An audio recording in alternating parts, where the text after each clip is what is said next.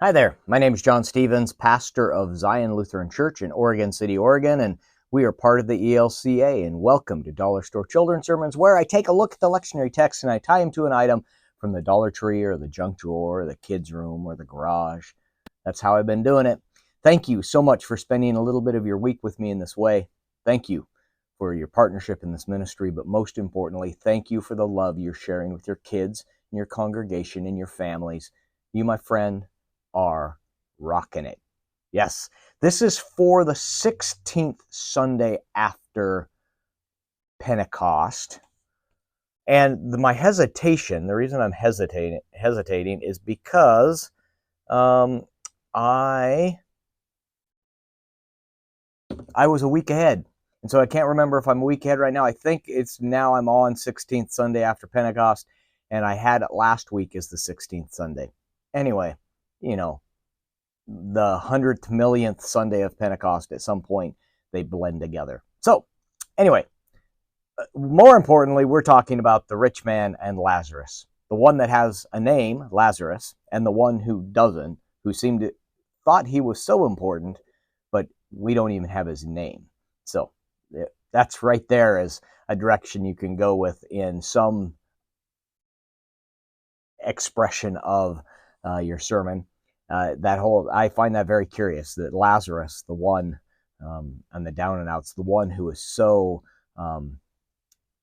oppressed that the dog's licking his sores, all of those things. Anyway, so that's one direction. I'm going to check. I just need to check something here. Okay, good. I've got my mic here. Last week I was recording, did this whole long recording, and my mic was off. So I'm just checking. I could have edited that out, but all right. So Lazarus and the rich man. Lazarus has a name, rich man doesn't. So the direction I'm going, so that I might do something with that, with the larger sermon, but this one, the direction I'm going, I'm using a bag of flour. Now, I was thinking as I was driving in, I might actually grab like a bag of rice flour or almond flour or a gluten-free flour, because it doesn't matter if it's wheat flour or another type of flour. And I'm not going to do anything with this actually taking, it's going to be in its container, but just in case. So you've got your bag of flour, bag of rice flour, but I'm just going to say this is your bag of flour. And so all the texts in our readings has to do with, in my opinion, what do we do with what we've been given? What do we do with the things that we have in our life, whether that be our possessions, whether that be our wealth, which is still in our possessions? What do we do with what we've been given? With this bag of flour, and it's ridiculous. It's kind of following the that illustration of, with a hammer can build a building or can smash a skull.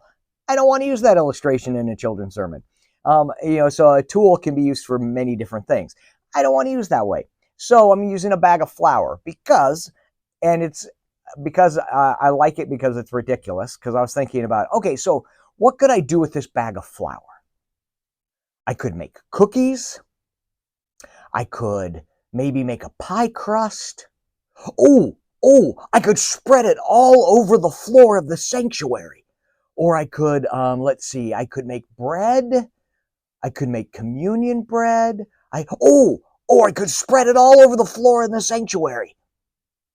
And that's the ridiculous nature. I could take this and I could spread it everywhere and make a huge mess. Wouldn't that be fun?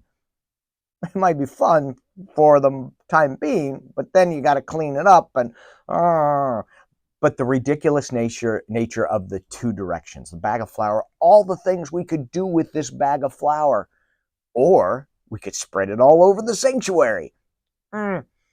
Using what we have, what we've been given, and then you can pull that into the gifts that we've been given, what I'm good at, and I could do.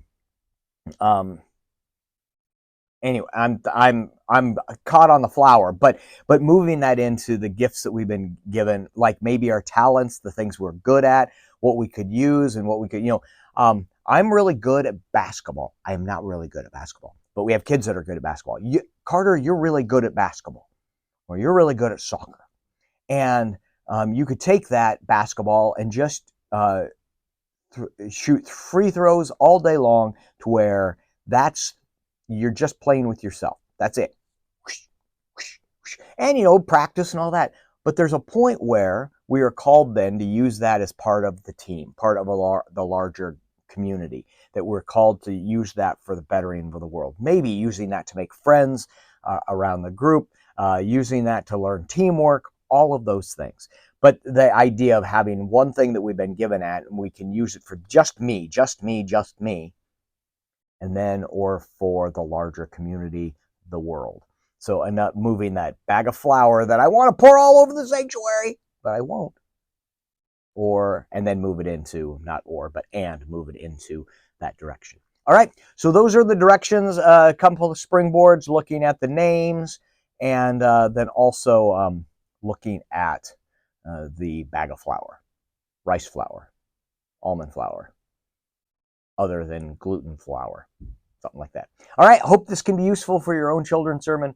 As always, thank you so much for spending a little bit of your week with me in this way, for your partnership in this ministry, and most importantly, for the love that you're sharing with your kids in your congregation and your families. All right? You are rocking it. We'll see you next week. Peace.